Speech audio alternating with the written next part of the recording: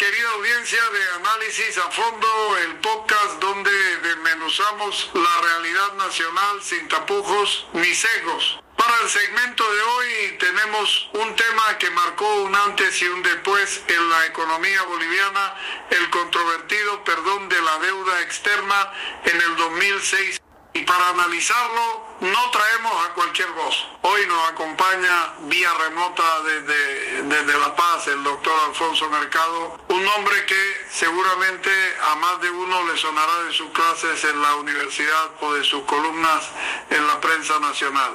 El doctor Mercado es historiador de formación y un sociopolítico con una larga trayectoria analizando los vaivenes de nuestro Estado. Hay que decirlo, sus posturas suelen ser polemizadas en el Oriente, pues tiene una visión muy marcada del centralismo y del llamado proceso de cambio. No es un analista que se alinea automáticamente con la narrativa oficialista, pero tampoco con la oposición tradicional. Es, digámoslo así, un pensador con su propio marco de análisis, a veces incómodo para ambos lados. Un lujo tenerle con nosotros, doctor. Un saludo, compatriota.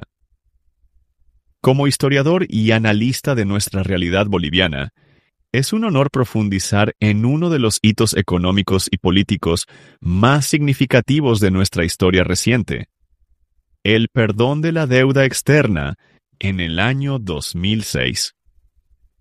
No fue un acto aislado de caridad internacional, sino el resultado de una compleja convergencia de factores históricos, luchas sociales y una astuta estrategia diplomática. Para entenderlo, debemos remontarnos varias décadas atrás. Le explico el contexto con la rigurosidad que merece. Primero, el origen del problema: la deuda como lastre histórico.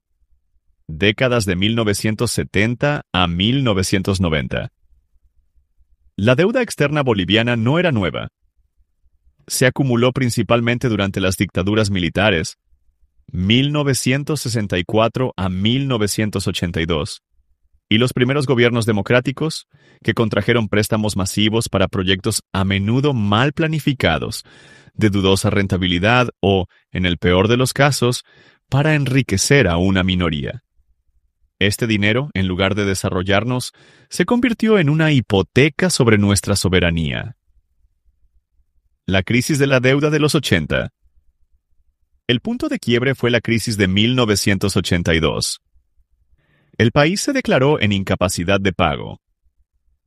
La hiperinflación llegó a más del 24.000% en 1985, y la recesión económica nos sumieron en la peor crisis de nuestra historia republicana.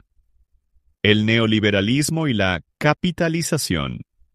Para acceder a renegociaciones y nuevos créditos, los gobiernos de los 80 y 90, especialmente el de Gonzalo Sánchez de Lozada, aplicaron al pie de la letra las recetas del Fondo Monetario Internacional y el Banco Mundial, el llamado Consenso de Washington. Esto implicó privatizaciones masivas de empresas estratégicas, YPFB, Entel, ferrocarriles, etc., bajo el eufemismo de capitalización, flexibilización laboral, recortes brutales al gasto social en salud y educación. La política económica del país ya no se decidía en Palacio Quemado, sino en Washington. La deuda, más que un número, era el símbolo de un modelo económico fallido que había generado pobreza, exclusión y la pérdida de nuestros recursos naturales. El pago de su servicio, solo los intereses, consumía anualmente un porcentaje monstruoso del presupuesto general de la nación, recursos que se restaban de la inversión pública.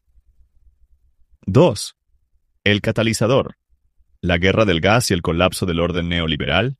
2003. El contexto inmediato que creó las condiciones para el perdón no puede entenderse sin octubre de 2003.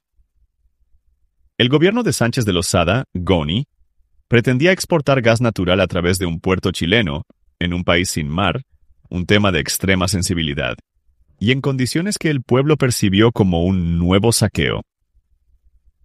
Las protestas, lideradas por movimientos sociales, indígenas, campesinos y la COP, se masificaron bajo la consigna «El gas no se vende», se industrializa. La represión brutal, que culminó en la masacre de octubre, dejó más de 60 muertos y forced la renuncia y huida de Goni. El mensaje fue claro y contundente. El pueblo boliviano rechazaba de raíz el modelo neoliberal y la sumisión a los organismos financieros internacionales. Exigía soberanía sobre sus recursos, soberanía económica y justicia social. El gobierno de transición de Carlos Mesa no pudo contener la demanda de cambio, y en diciembre de 2005, Evo Morales Ayma, líder del movimiento al socialismo, MAIS, y símbolo de esa rebelión contra el orden establecido, ganó las elecciones con el porcentaje más alto en la historia democrática de Bolivia, 53.7%. Tercero, el perdón de la deuda, la confluencia de factores, 2006. Así llegamos al momento cumbre.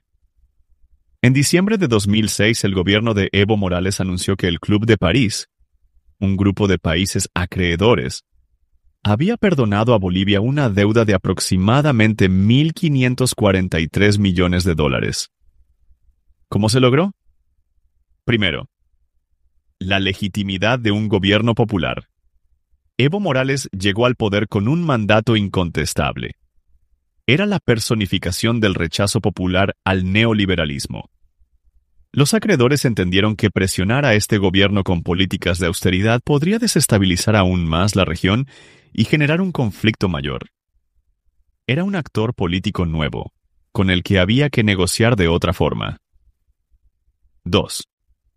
La iniciativa para los países pobres altamente endeudados. HIPC por sus siglas en inglés. Bolivia ya estaba dentro de este programa de alivio de deuda multilateral impulsado por el Fondo Monetario Internacional y el Banco Mundial. El gobierno anterior había cumplido con las duras condicionalidades económicas, ajuste fiscal, etc., para acceder a la fase de culminación. Sin embargo, el gobierno del MAS renegoció los términos. No rechazó el alivio, pero sí insistió en que los recursos liberados se destinarían a programas sociales específicos, llamados documentos de estrategia de lucha contra la pobreza, y no al simple pago de otras deudas. Tercera, una diplomacia astuta y soberana. El gobierno de Evo no se presentó como un mendigo, sino como un negociador.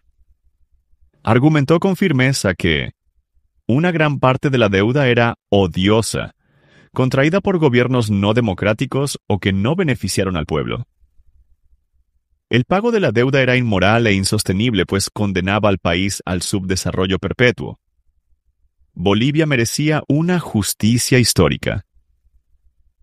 Cuarto, el contexto regional y global favorecedor. El boom de las materias primas. Los precios de los hidrocarburos y minerales estaban en alza. Bolivia, que acababa de nacionalizar los hidrocarburos, mayo de 2006, veía aumentar sus ingresos. Esto le daba un margen de maniobra y credibilidad financiera ante los acreedores. Demostraba que podía ser un socio serio, pero en sus propios términos. El girado a la izquierda, en América Latina.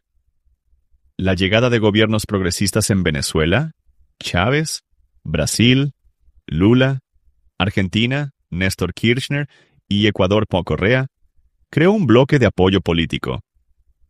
Estos países, muchos de ellos también acreedores, apoyaron la causa boliviana.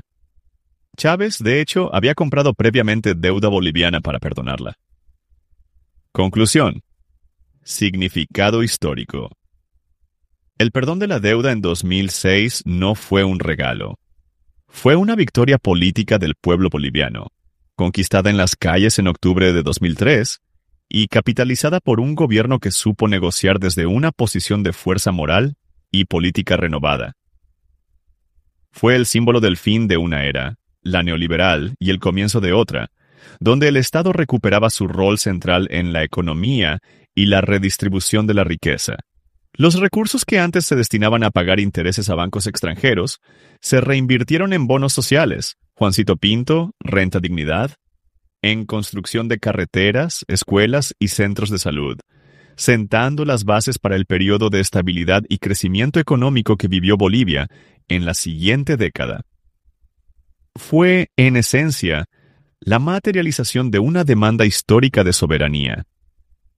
El derecho de un pueblo a decidir su propio destino económico sin el ahogo de una deuda que nunca debió ser suya en esa magnitud.